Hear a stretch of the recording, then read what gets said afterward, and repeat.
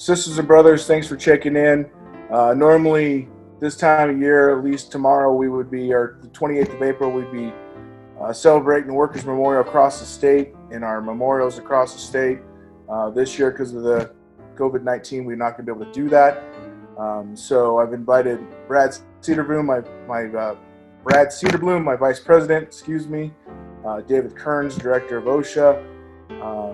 We're going to do a little talk to you for a few minutes about this importance of safety on the jobs. To all the families that lost somebody this year, I apologize. And we'll keep working harder to make it safer for all the loved ones to go to work and come back home. Brad?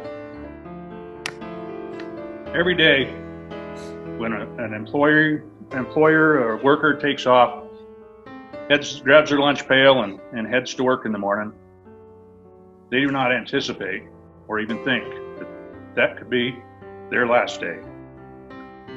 Those could be the last words that they spoke to their loved ones, to their spouse, their kids, their mother. And that's why we have Workers' Memorial Day, to recognize those that didn't come home that night. It is the employer's requirement to provide a safe workplace, and it is the employee's responsibility to adhere to the safety procedures, safety regulations, and work in a safe manner. I've used this before in our Workers' Memorial.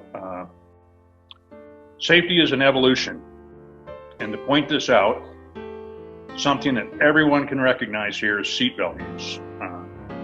When I was a kid, we used to bounce around in the back of the truck. My mom had a station wagon.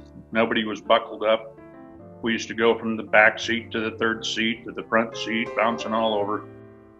And then in the 70s, they came up with seat belts.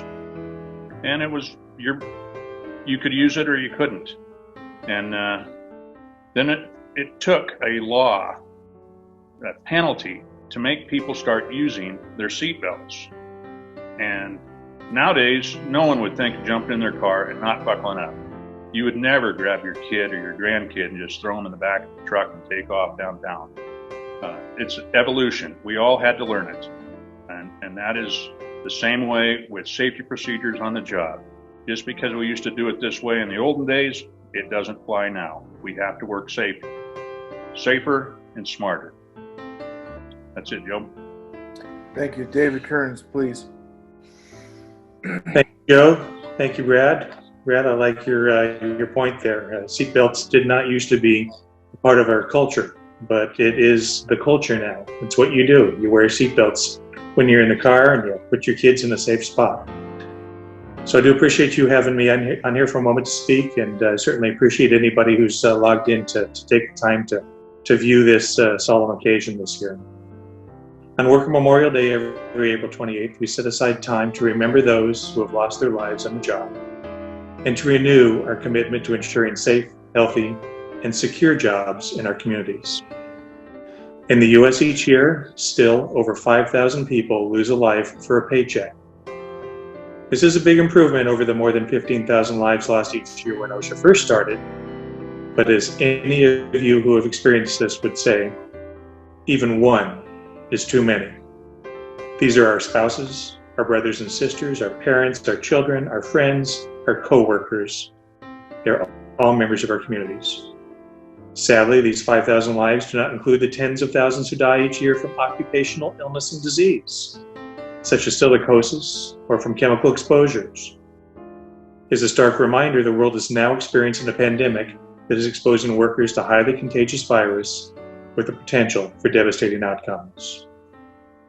Our current situation is a powerful reminder that none of these tragedies are contained at the workplace.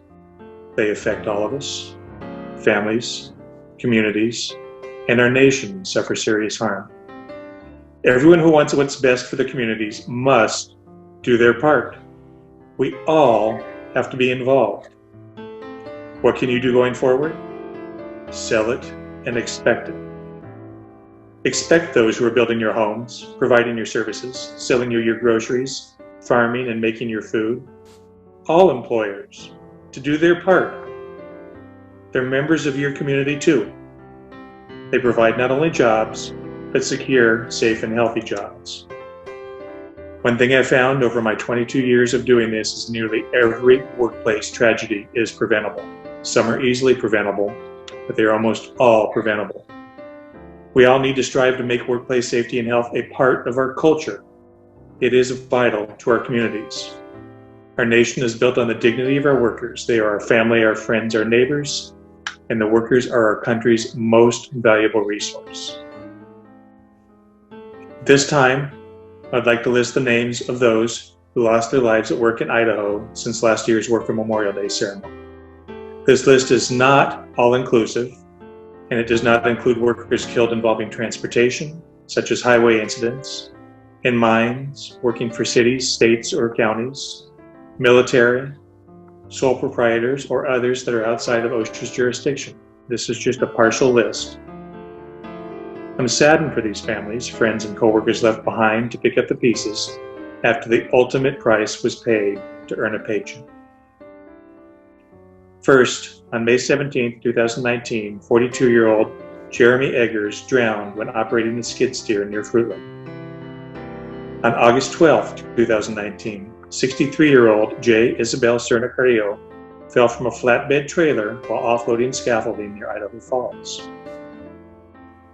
On August 20th, 2019, 44-year-old Beato Benjamin Gallo was killed in a wood truss collapse at a construction site in Chubbuck. On November 20th, 2019, 57-year-old Jeffrey Sturr fell from an A-frame ladder at a construction site in Meridian, Idaho. On December 2nd, 2019, 54-year-old Curtis Parker died from pulmonary fibrosis. Workplace dust exposures at the shop where he worked in Bellevue may have been a contributing factor to his lung disease. On December 26, 2019, 60-year-old Arturo Esteban Guadarrama was backed over by a cattle feed truck at a dairy near Jerome. March 6, 2020, 37-year-old Adam Miller fell from the top of a trash bin at a facility near Nampa. March 24, 2020, 62-year-old Ray Dodson was backed over by a dump truck while servicing it at a construction site in New Plymouth. And lastly, on April 2nd, 2020, 51-year-old Raimundo Rodriguez Cruz was pinned by equipment while servicing it at a plant near Cuna. Either now or after this recording, please take a moment of silence to remember these people who had their lives tragically cut short. Your involvement and commitment to our best future is important and appreciated. Thank you, and thank you for having me. Brothers and sisters, just remember every day, take a moment today to remember the ones we've lost today. Thank you, Brad. Thank you, Dave. Thanks for being a part of this. Take a moment today, think of the people we've lost, hug the ones that we have, just in case we lose them. We never know what's going to happen. So be safe. And until next time, thanks for being Union.